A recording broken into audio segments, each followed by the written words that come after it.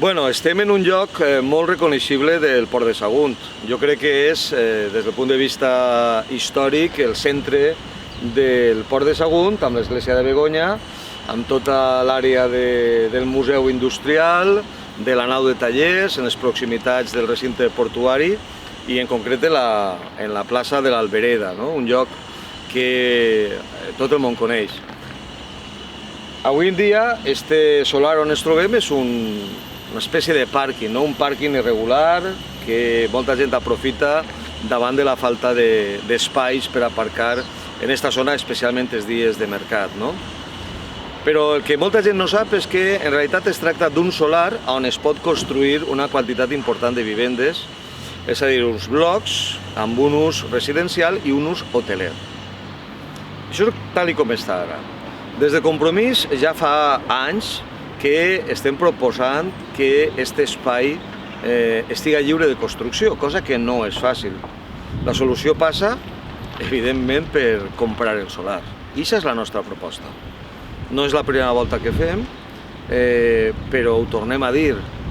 Nosaltres proposem que aquest espai siga una zona pública, lliure de construcció i que, evidentment, serveixi per a donar encara més valor a aquesta àrea fonamental per a la ciutat.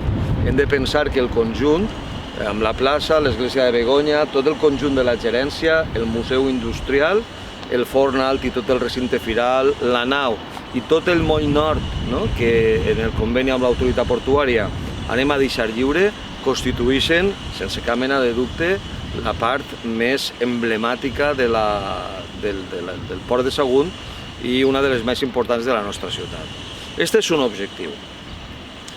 Per això, justament, en el pressupost de 2022, Compromís ha proposat una partida suficient per a l'adquisició d'aquest solar. Una partida que podrà modificar-se i que depèn de la venda d'altres espais. L'Ajuntament disposa de solars en moltes parts de la ciutat que tenen un valor suficient com per a, diríem, permutar o comprar aquest espai. Però és més, l'edificabilitat d'aquest espai la podem transferir a altres solars municipals, en la qual cosa podem dir que per a nosaltres suposa una operació interessant, encara que és un esforç, i crec que la ciutat sempre ho agrairà.